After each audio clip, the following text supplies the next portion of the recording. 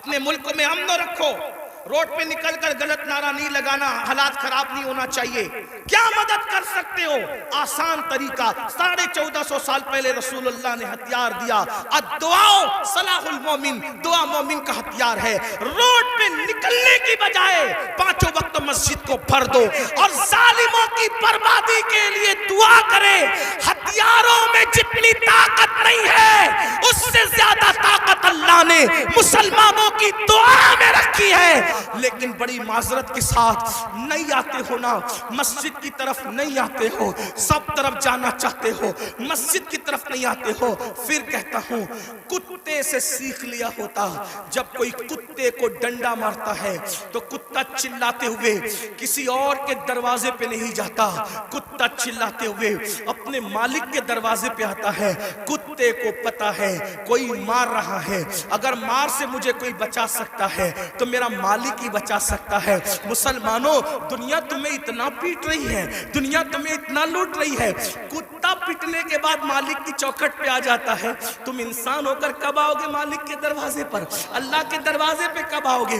یاد رکھنا کل بھی اپنے مسائل کا حل اللہ کی چوکھٹ پہ تھا، خدا کے در پہ تھا، آج بھی اپنے مسائل کا حل اللہ کی بارگاہ میں ہے۔ پلٹ آؤ اللہ کی طرف، کہیں پناہ نہیں ملے گی، پناہ ملے گی تو اسی کی بارگاہ میں ملے گی۔ رجوع ہو جاؤ اس کی طرف، گناہ کر کے نہ کسی کو عزت ملی ہے نہ آپ کو عزت مل سکتی ہے۔ مجھے پتا ہے ان ہزاروں جوانوں میں کچھ ایسے سعادت مند چہرے مجھے نظر آ رہے ہیں جن کے دلوں میں واقعی امت کا درد ہے، قوم کا درد ہے۔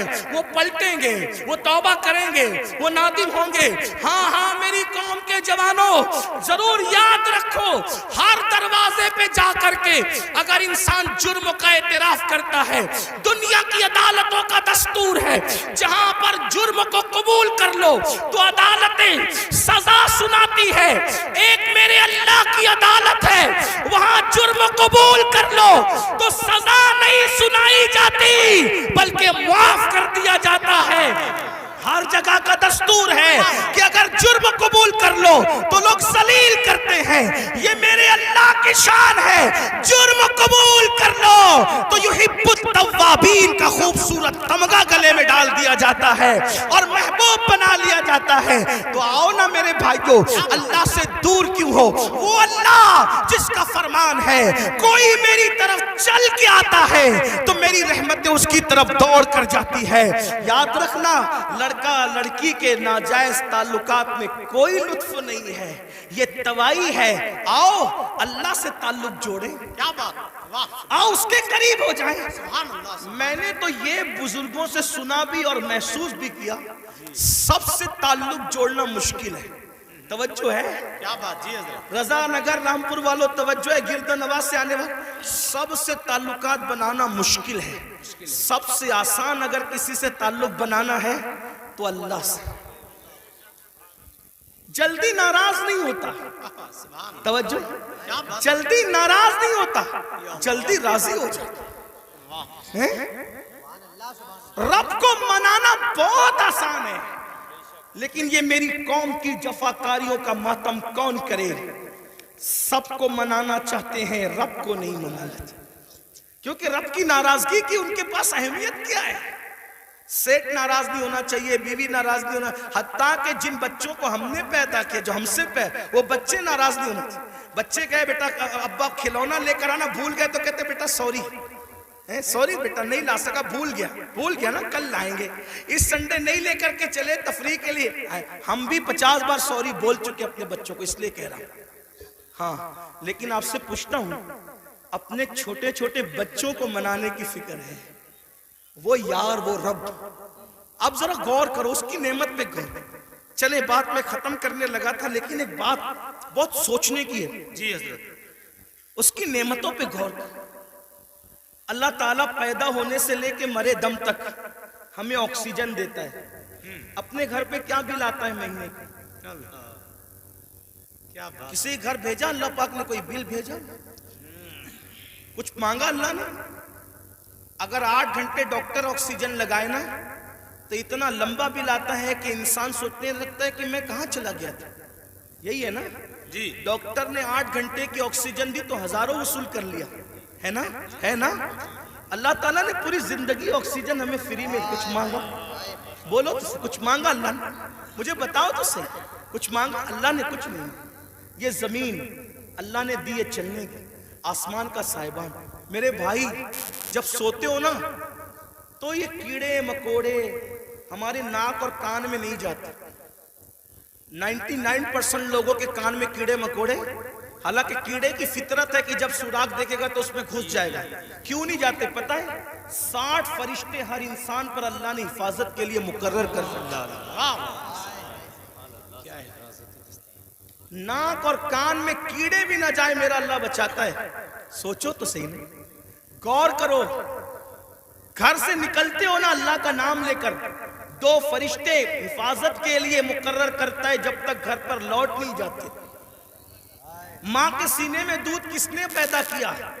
پیدا ہونے سے پہلے اللہ نے، اور سینے میں دودھ پیدا کرنے کے بعد ماں کے دل میں ممتا بھی پیدا کی کہ اس کو پلا۔ اگر اللہ نفرت پیدا کرتا تو درجنوں عورتیں ایسی ہیں جو اپنے بچوں کو چھوڑ کے ہاسپٹل میں بھاگ گئی۔ اگر ہماری ماں بھی چھوڑ کے بھاگ گئی ہوتی تو عزت کے ساتھ ایسے بیٹھتے یہاں؟ تو اس ماں کے دل میں کس نے پیار دیا؟ خود سردی میں ہمارے پیشاب پہ سوتی رہی اور ہمیں گرم بستر پہ سلایا۔ کس نے پیار دیا اس کے دل میں؟ اللہ نے۔ کھڑے ہونے کی طاقت کس نے دی؟ جاؤ لنگڑوں سے پوچھو پیر کی قیمت کیا ہوتی ہے، جاؤ پوچھو۔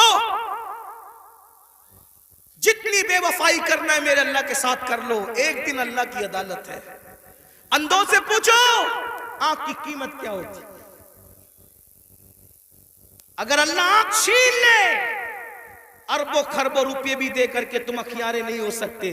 اسی کی دی ہوئی آنکھوں سے اسی کی نافرمانی، اس کے نبی کے دل پہ کیا گزرتی ہوگی؟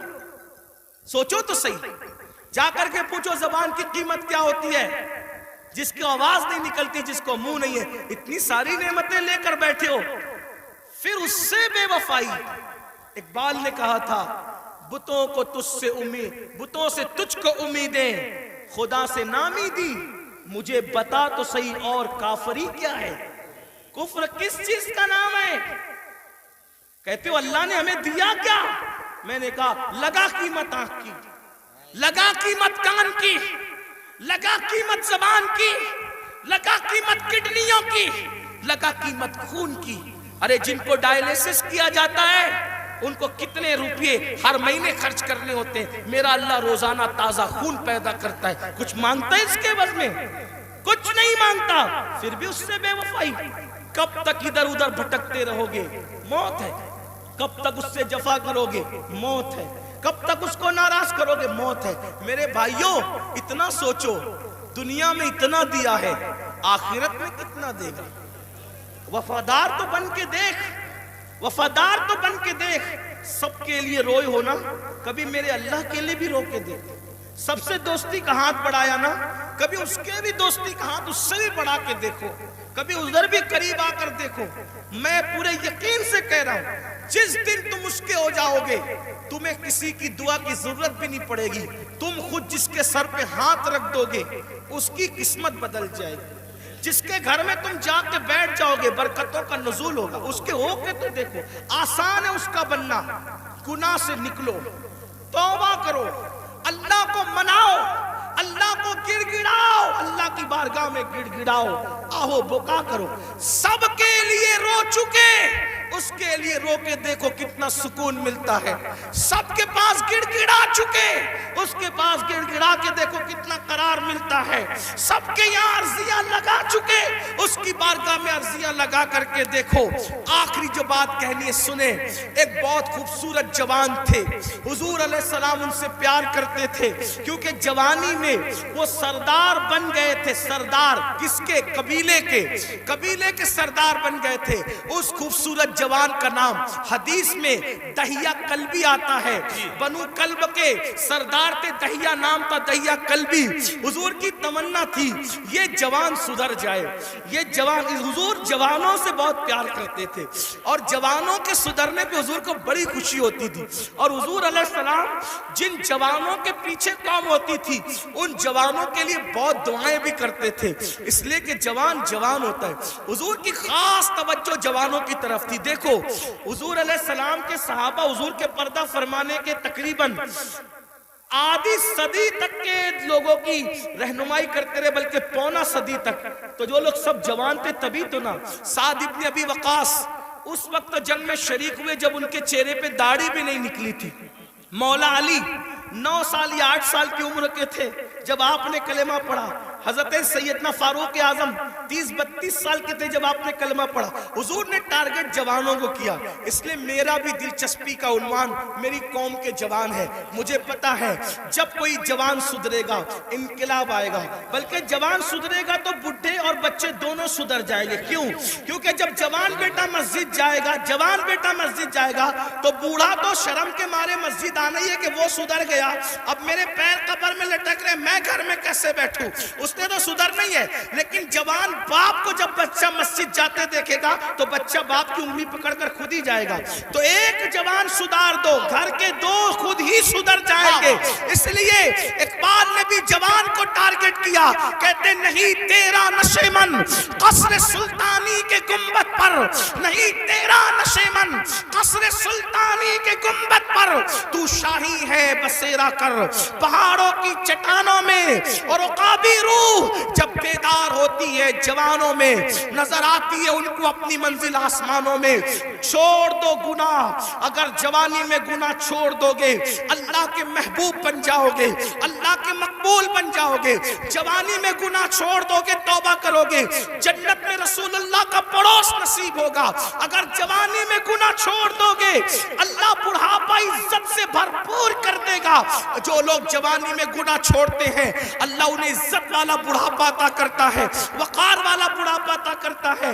تو یاد رکھیے. اور پھر یہ سب کے سب جوان, مجھے بہت خوشی ہوتی ہے کاش کہ یہ جوان, میں آپ کو یہ نہیں, دیکھیے ایک مشورہ دیتا ہوں علماء کرام, اگر میں غلطی کروں تو میری اصلاح کریں.